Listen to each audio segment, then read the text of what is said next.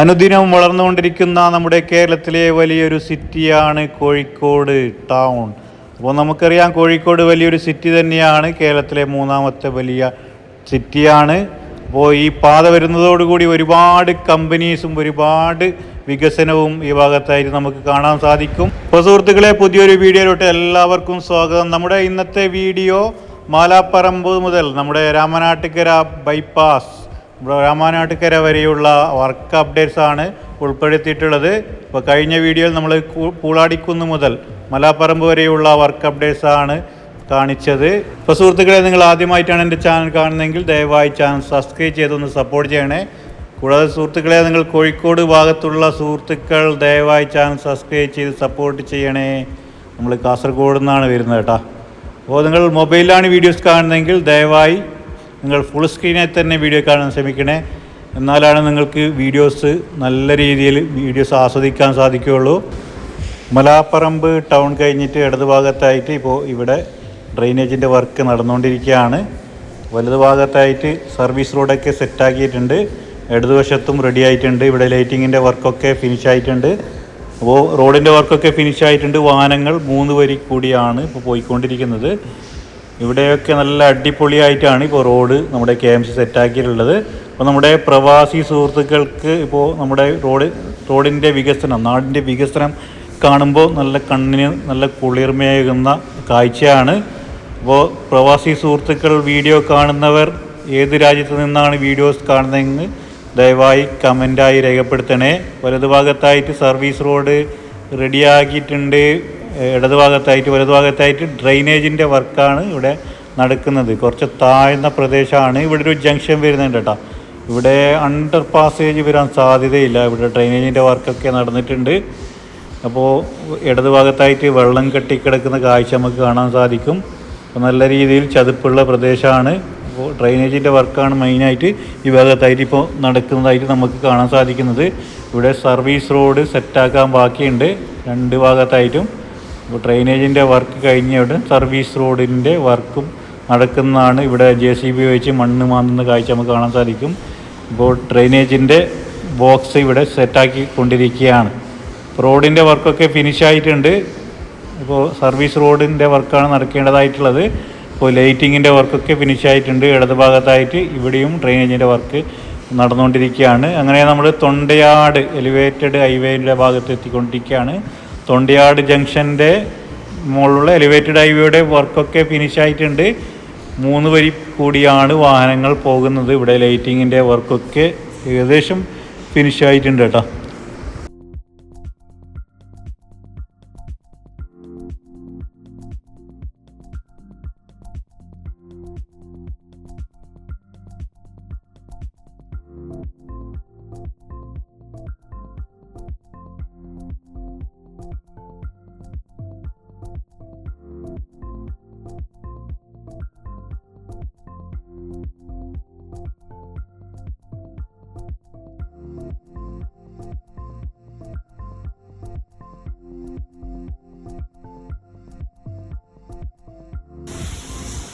നമ്മളെ കോഴിക്കോട് ബൈപ്പാസിലെ വർക്ക് നല്ല രീതിയിൽ ഫാസ്റ്റായി തന്നെയാണ് KMC നടത്തിക്കൊണ്ടു പോകുന്നത്.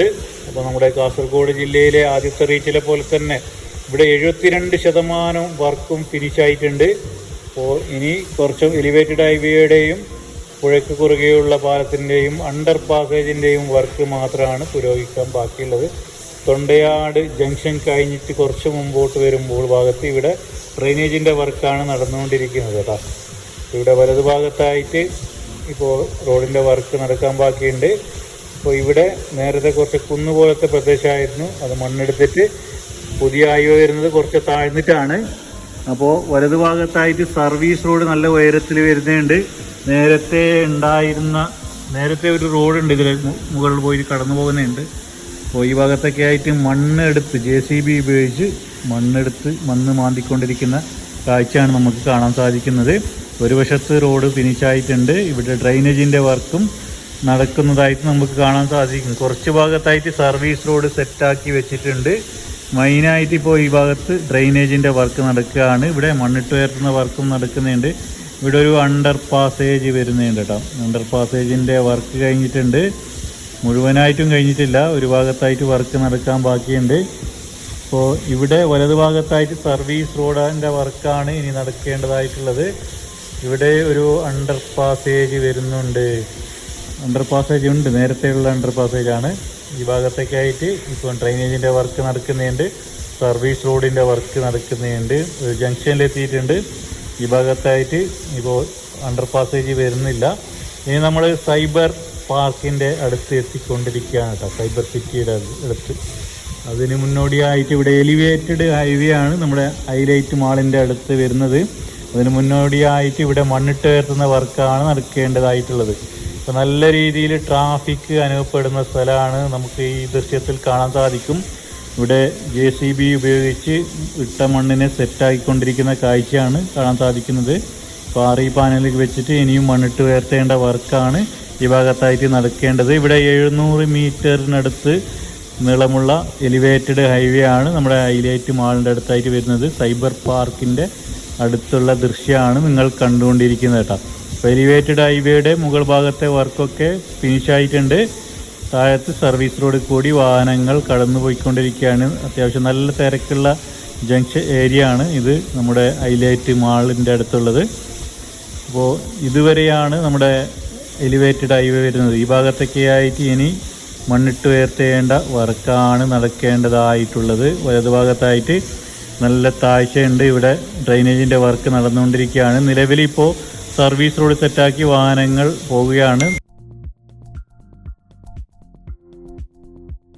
ഇവിടെയായിട്ട് നല്ല രീതിയിൽ പാറകളുണ്ട പ്രദേശമാണ് കേട്ടോ. ഇവിടെ നല്ല രീതിയിൽ വലിയ കരിങ്കൽ ഭിത്തി നമുക്ക് കാണാൻ സാധിക്കും. അത് ഇങ്ങനെ കട്ടായിക്കൊണ്ടിരിക്കുന്ന കാഴ്ച നമുക്ക് കാണാൻ സാധിക്കും. നല്ല ബിസ്ക്കറ്റ് രൂപത്തിലുള്ള കരിങ്കൽ വലിയ പാറക്കൂട്ടങ്ങളാണ് കേട്ടോ. ഒരുപാട് നാളുകളായി ഇവിടെ വർക്ക് നടക്കുന്നത്. ഈ ഭാഗത്ത് മാത്രമാണ് ഇനി വർക്ക് പുരോഗമിക്കാൻ ബാക്കിയുള്ളത്. ബാക്കിയെല്ലാം ഏകദേശം വർക്കൊക്കെ കഴിഞ്ഞിട്ടുണ്ട്. ഇപ്പോൾ നമ്മൾ ഹൈലൈറ്റ് മാളിൻ്റെ അടുത്തുള്ള ദൃശ്യമാണ് ഇപ്പോൾ കണ്ടുകൊണ്ടിരിക്കുന്നത്.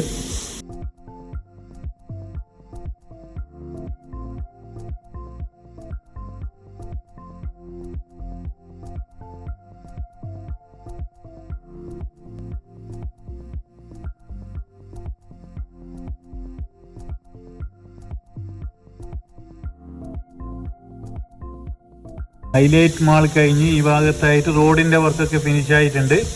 ഇവിടെ ഡിവൈഡറിൻ്റെ കോൺക്രീറ്റ് വർക്കാണ് ഇപ്പോൾ മെഷീൻ ഉപയോഗിച്ച് നടന്നുകൊണ്ടിരിക്കുന്നത്. ഇപ്പോൾ രണ്ട് ഭാഗത്തായിട്ടും ക്രാഷ് ബാരിയറിൻ്റെ വർക്ക് നടന്നിട്ടുണ്ട്. സർവീസ് റോഡ് മണ്ണിട്ട് സെറ്റാക്കിക്കൊണ്ടിരിക്കുകയാണ്. സർവീസ് റോഡ് റെഡി ആയിട്ടില്ല. റോഡിൻ്റെ വർക്ക് കഴിഞ്ഞിട്ടുണ്ട്, ക്രാഷ് ബാരിയറിൻ്റെ വർക്കാണ് മെയിനായിട്ട് നടക്കുന്നത്.